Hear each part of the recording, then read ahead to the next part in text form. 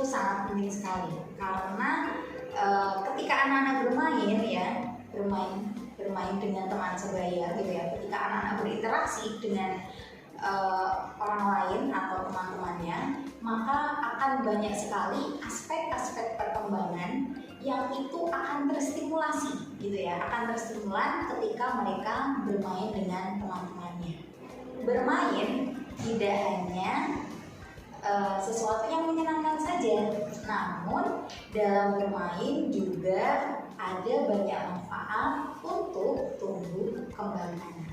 Oke, tadi dijelaskan bahwa bermain itu adanya manfaat untuk tumbuh kembang anak. Ya, kiranya apa saja manfaatnya? Di situ di dalam bermain itu anak-anak akan terstimulasi semua aspek perkembangannya. Jadi di dalam bermain itu nanti anak-anak akan terstimulasi sosial emosionalnya, kemudian dari aspek kognitifnya, kemudian dari aspek fisik motoriknya, kemudian dari aspek bahasa dan lain sebagainya. Jadi di dalam bermain itu sebenarnya banyak sekali manfaat yang dirasakan gitu ya, dirasakan oleh anak itu sendiri gitu. Oke, kira-kira kegiatan atau bermain apa saja yang dilakukan oleh anak yang kita bisa ambil pelajarannya gitu? Bisa kan banyak sekali ya aspeknya ya. Terus mungkin bisa menjawabnya. Mainan apa sih yang bisa mendatangkan manfaat bisa bermain sambil belajar kepada anak-anak? Mainan di sini bukan dengan mainan HP seperti banyak-banyak game di HP itu, bukan. Tapi mainan di sini mainan secara fisik, yaitu seperti belajar bermain coklat, bola bekel, lari-larian. Kalau di itu kejar-kejaran, bisa juga peta umpet atau dan lain sebagainya. Itu lebih bisa ke mengedukasi untuk anak. Monggo saja. Jadi ini yang namanya bermain ya di sebuah permainan gitu ya, ketika anak bermain dengan temannya otomatis kan mereka berinteraksi. Ketika di dalam masa pandemi ini otomatis kan anak-anak itu belajarnya dari rumah gitu loh, sedangkan harus ada di sekolahan. Kemudian bermain itu ada dua, bermain yang direncanakan dan bermain yang memang tidak direncanakan. Nah, mungkin ya kalau bermain yang direncanakan itu bisa disetting oleh pendidik untuk bisa dilaksanakan oleh siswanya di rumah. Kemudian kalau untuk bermain yang alamiah gitu ya, bermain yang memang itu timbul ketika mereka memang langsung berinteraksi dengan teman sebayanya. Mereka belajar sambil bermain, kemudian di dalam bermainnya itu mereka sebenarnya belajar. Nah, kalau mereka bertemu, otomatis mereka itu langsung langsung belajar apa? Mereka menentukan permainan apa yang akan dia lakukan gitu kan. Kemudian ketika sudah menentukan permainan itu, maka anak akan membuat aturan gitu. Misalnya mainnya tak umpet gitu ya. Berarti otomatis akan ada aturan siapa yang jadi gitu ya, siapa yang menunggu gitu. Kemudian siapa yang jatahnya ngumpet duluan kayak gitu, itu kan adanya aturan gitu, dan aturan itu dibuat secara langsung ketika anak-anak sedang bermain bersama temannya gitu. Kemudian yang ketiga, ketika bermain gitu ya, ketika bermain dengan teman-temannya, maka akan ada aspek gitu ya, aspek perkembangan termasuk dengan sosial emosionalnya itu akan tumbuh. Dalam bermain bersama itu kan sebenarnya banyak sekali tuh aspek-aspek, seperti aspek kognitifnya ya, kayak tadi misalnya yang jadi itu mereka kan menghitung misalnya 1, 2, 3, 4, 5 kayak gitu ya, sampai 10 misalnya, ayo dihitung sampai 20, teman-temannya yang lainnya 4. Otomatis secara tidak langsung anak-anak mereka juga belajar berhitung, tapi tidak seperti mungkin ketika sekolah gitu ya. Jadi otomatis mungkin yang sudah bisa berhitung dia bisa berhitung, yang nggak bisa berhitung dia mendengar gitu, dia mendengar dari temannya yang sudah bisa berhitung, otomatis dia juga terstimulasi di aspek kognitifnya, kemudian di sosial emosionalnya gitu kan, yang takut ketangkep gitu ya, yang senang ketika bisa menemukan temannya gitu, dan ketika misalnya punya konflik dengan temannya itu anak-anak akan apa ya, akan lebih mudah bisa menyelesaikan masalah itu. Jadi ya sangat penting sekali ya. Jadi kegiatannya juga harus berbasis rumah yang menyenangkan sehingga semua aspek perkembangan tetap bisa distimulasi, namun dikerjakannya dengan senang, dengan tidak ada tekanan, mungkin dengan gembira gitu. Seperti itu mungkin. Oke, ternyata banyak sekali ya manfaat dari hanya bermain petak umpet. Ini kan kita masih di area pandemi ya usia. Untuk pembelajaran sekolah apakah efektif gitu pembelajarannya di masa pandemi ini untuk anak secara anak belajar dari rumah bersama orang tua. Nah itu gimana tuh Ustazah? Di masa pandemi ini anak-anak belajarnya itu seperti di sekolah kita, yaitu dengan konsep pembelajaran melalui rumah dengan lingkungan sekitarnya. Jadi bagaimanapun caranya anak-anak itu belajar bukan hanya seperti di sekolahan, menulis, membaca, hafalan dan lain sebagainya. Bukan seperti itu, tapi di saat pandemi sekarang ini anak-anak model pembelajaran yang kita terapkan, yang pertama anak-anak itu dia nggak bosan. Yang pertama kita buat video pembelajaran. Di dalam video pembelajaran itu terdapat bahwa materi-materi yang kita sediakan banyak dengan materi pembiasaan. Semisal anak-anak di rumah itu yang bisa dilakukan anak-anak untuk pembiasaan di rumah itu apa ya? Contoh saja menyapu. Di situ kan berarti fisik motorik anak jalan, pengembangan karakter anak jalan. Terus orang tua lihat, wah anak sudah bisa ini. Jadi orang tua secara langsung bisa melihat perkembangan anaknya di rumah. Nah, selain itu mungkin ada kayak penanaman atau pembiasaan yang mungkin tidak biasa dilakukan terus dilakukan di rumah gitu. Iya. Di masa pandemi seperti ini ya ada baiknya gitu ya, bagi seorang pendidik maupun orang tua kita harus bekerja sama gitu ya. Karena apa? Karena ketika kalau bu guru ya atau ustadzah, mereka kan tugasnya mungkin memberikan tugas atau kegiatan bermain yang itu dititipkan ke rumah, ke orang tua. Nah, peran orang tua ini sangat penting sekali. Kemudian bagaimana guru men-setting kegiatan itu juga kalau bisa itu yang memudahkan orang tua. Dan kemudian juga selain memudahkan orang tua juga tidak merasa terbebani, anak juga akan senang melaksanakannya, itu akan senang gitu, nggak merasa tertekan. Bahkan kalau bisa anak-anak itu sebenarnya mereka sedang belajar, tapi kita setting permainannya seperti mereka itu tidak sedang belajar, tapi sedang bermain atau berinteraksi dengan orang-orang yang ada di rumah.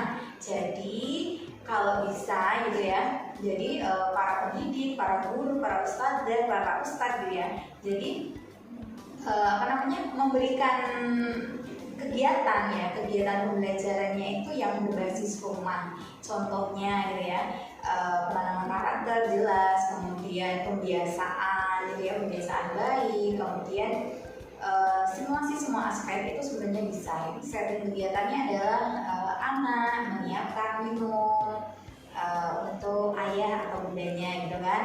Jadi di situ selain karakter yang ditanamkan, bagaimana berbakti kepada orang tua, sayang kepada orang tua, kemudian anak diajarin life skillnya gitu, bagaimana cara membuat minuman gitu, misalnya membuat teh atau sirup atau misalnya air putih gitu ya. Jadi dia misalnya untuk pengembangan bahasa atau kognitif itu bisa masuk, misalnya menyebutkan makanan atau minuman kesukaan ayah dan bunda seperti itu. Jadi nanti kegiatan pembelajarannya itu sebenarnya mudah. Jadi anak-anak itu cuma tanya, ayah minuman kesukaannya apa gitu kan. Bunda minuman kesukaannya apa gitu. Nanti oh ayah sukanya kopi. Oh ayah suka kopi. Bunda sukanya apa? Bunda sukanya air putih gitu. Misalnya kakaknya teh atau adiknya susu gitu ya. Nanti anak-anak itu kegiatannya menyebutkan minuman kesukaan keluarga misalnya. Berarti anak-anak itu mereka belajar apa? Bertanya. Ketika bertanya itu kan berarti interaksi gitu kan. Kemudian bahasanya juga terstimulasi. Kemudian sebenarnya mereka belajar, tapi belajarnya itu belajar yang mengasihkan karena memang disetting berbasis rumah. Oke, tadi sudah disebutkan ternyata memang banyak sekali yang manfaat ketika anak-anak kita bermain.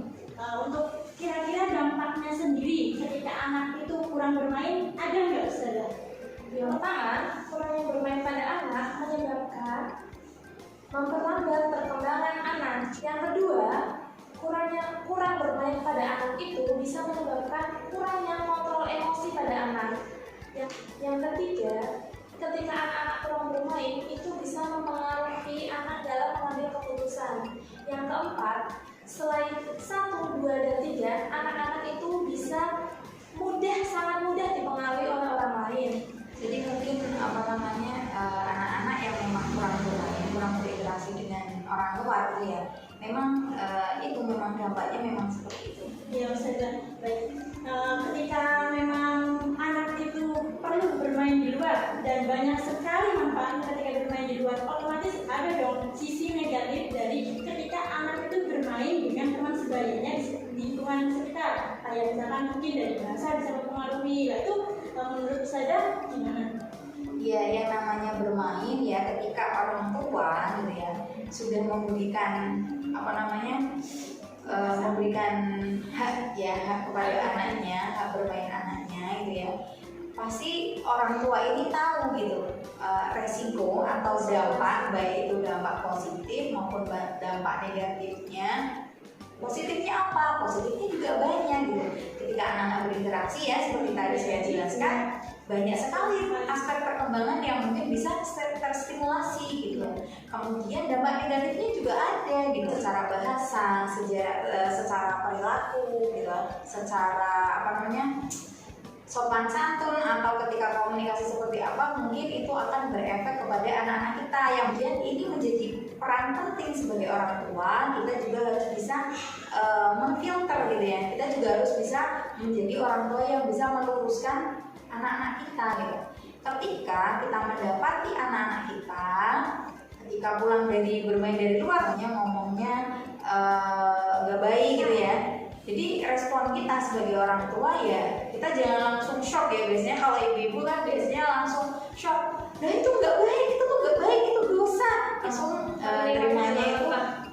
Iya, jadi sebenarnya bisa jadi ketika anak-anak kita yang ngomong sesuatu mungkin kata-kata yang tidak baik, mungkin mereka sebenarnya tidak tahu itu artinya apa gitu ya. Tidak tahu. Berarti cuma ikut-ikutan doang. Iya, biasanya cuma ikut-ikutan. Tapi sebagai seorang orang tua ya, berarti seorang ibu atau seorang ayah gitu ya, ketika kita mendapati anak seperti itu, berarti itu adalah kewajiban sebagai orang tua untuk bisa meluruskan anak-anak kita. Jadi memberikan penjelasannya itu yang baik sehingga anak-anak juga menerimanya dengan baik dan juga diajar berpikir bersama. Nah, kedekatannya sudah dekat gitu ya, maka anak itu akan lebih mudah, bahasanya akan lebih mudah diatur gitu, akan lebih mudah difahamkan, dinasehati ataupun diarahkan, karena memang seperti yang Rasulullah contohkan gitu ya. Jadi berkasih sayang, saling mengasihi gitu kan.